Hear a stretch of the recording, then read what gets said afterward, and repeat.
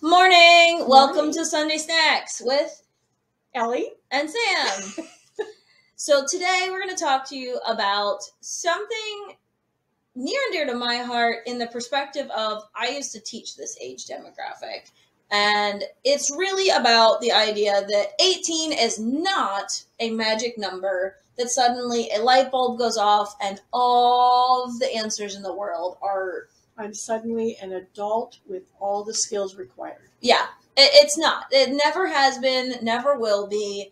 And, when I taught high school, I taught from 9 through 12, and I taught a bunch of 18-year-olds, and many of them were very ill prepared for life. And that's not the school's fault. It's not the kids' fault. I don't know if it's the parents' fault. I can't point any blames at anybody, but I do think that as a society, we have to stop assuming. We all know what that means. It makes an ass out of you and me. So we have to stop assuming that at 18, these kids are going to be fully vetted, understanding everything that's going on in the world and how to do it themselves. We don't have programs like home ec in school anymore. We don't have programs like woodshop anymore, or even programs that would teach you basic, housekeeping, or if you have a pipe that gets clogged or something, what to do, like how to plunge it or anything. None of those life skills are taught in the schools anymore because they're so test driven. And again, I can say that as a former teacher, it's still very much active and test driven today. So what do we do instead of just pointing the blame and saying, it's your fault, my fault, school's fault, parents' fault? What do we do to help our kids? What do you think, Ellie? Well, I think there's a bunch of things. I know we think they don't act responsibly, and sadly, we don't expect a lot from our kids until they're adults, and we've not taught them what that means. So if we want them to wisely spend money, Okay. then I think growing up they have to learn, how to plan for things. That thing they want that's expensive, they should have to help earn it, and they should be able to save for it until they have it. Not get in the habit. I don't think we should start them out with credit cards and things like that. That's terrifying. Although I know there are several apps you can get that are supposed to help your kids, and I suppose that works, but I don't think it works without the guidance of a parent. Yeah. You may be able to go into the present age with the tools, but it still requires somebody to help them understand why they're doing that. You mentioned earlier, like even cooking. Oh, yeah. Cooking is not taught in schools. I remember when I was in middle school, and again, this is the early 90s, so not that long ago. Right. We had home ec. And in home ec, we learned some basic skills that I already had known from my grandmother and from being at home. But we did basic cooking, like how to cook an egg, make an orange Julius, which I thought was really funny. Boil water. We did sewing. I think we made a pillow, if I remember correctly, which I had already done multiple times with my grandmother.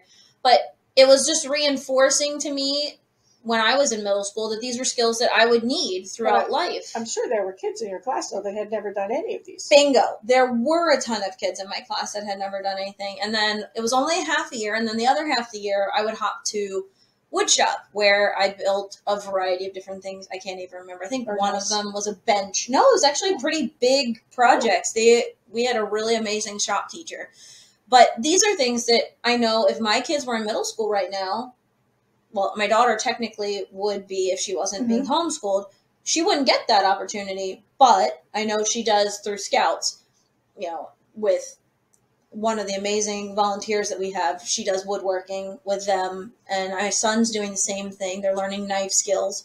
Even though these are things that I'm teaching at home, these are also things that they're experiencing in other clubs and activities. Cool. So what are some life skills that you think that our 18-year-olds who are going off into the world and being expected to be adults what should they have to help them be more ready for the real world, Ellie? Because they're not, and that's no fault to their own. Well, one of the things that I notice is I don't think any of these skills anymore are gender related. No. I think, knowing how to make your bed, of course, anybody who's ever been in the military knows that you learn that really well. But learning how to just keep your house clean, learning, like you say, learning how to cook and make a meal, both girls and boys, everybody. I think general maintenance, if they have an opportunity to learn that, how to use a screwdriver and a hammer and how to know what those tools are. It's interesting because I think weren't you the one who posted that somewhere they're teaching girls how to change a tire? Oh yeah, in the middle of Australia, one of their biggest programs is teaching women independence through mechanics and through making sure that if they're ever caught on the side of the road, that they can take care of the vehicle themselves from start to finish, like a popped tire to, oil changes and things like that. And that is crucial. And that was one of those things that my dad made me do before I even was ever allowed to drive. And that was, I had to be able to change my tire, change my oil at home, know where all the fluids were in my car and be able to top them off and make sure that I could get under the hood and in the trunk without problems. Well, yeah, and I think there's some discrepancies there now because the way cars are made. Oh yeah. Some of that's not the same anymore. But just whatever you own, learning how to care for it. Whether it's skates or a skateboard or a bicycle or any of those things. Just learning how to take care of the things around you. Cleaning up the bathroom. You're not the only one who uses it.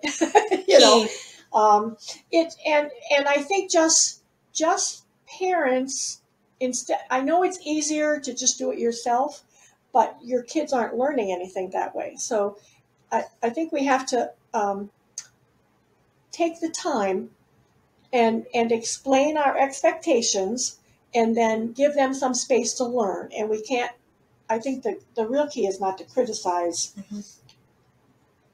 early on in the game, but just keep encouraging them to improve. But I just think being involved with your kids in your everyday life so that they're learning what it takes. Budgets, being involved with, like right now, with supply chain issues, with inflation, with credit rates going up. If you're not talking to your kids about what's happening, their expectations are life is going to go on as normal. And for many families, that normal is going to be very restricted for a while. So share with them the choices you're making in your household budget so that they can understand a little better why something may have changed in what they're used to having or what they're used to asking for. Maybe you don't go out to eat as much or whatever. But if we don't share those day-to-day things, it doesn't make sense to them automatically at 18. Yeah. So that everything you just said is a perfect example. So right now, my kids started going back to the grocery store with me. So we went and our normal family budget was X. And it's almost doubled, same amount of groceries, everything, just because of sheer inflation and price. And my kids were shocked at the receipt. And they're like, oh my goodness, what the heck happened? And, we are very active with our kids with explaining budgets and things like that and listening to podcasts about inflation and what's going on in the world and how that impacts our family. So our kids went, oh crap, we need to not eat out as much. And my daughter has a massive sweet tooth. So she's like, can we go to the Dunkin's of Donuts? And I'm like, no. That's now more of a special kind of activity. I mean, those kind of things are relevant for them. And I remember when I was younger, one of the ways I learned how to budget was with envelopes. And I know they have tons of apps now. So that's really great because my daughter's getting to the age where she can push a lawnmower and she can help out our neighbors, which would be advantageous because I know that our neighbors have already said that they would pay her to do it. So she wants a video game, and I told her straight up, you're not getting it before Christmas because you saw the grocery bill. Yeah. Like, we need to, be conscious, of what we're spending. So that's one of those incentives for her to, A, be more responsible, B, also start learning that skill with us helping her, being like, okay, so if you're going to spend an hour mowing this person's lawn, we're going to have to spend X amount in gas. You're going to have to get X amount for the weed eater and wear and tear on our lawnmower, and then what's that going to look like at the end of the year when we have to take our lawnmower to get serviced, because I don't have a knife, blade sharpener and things at home.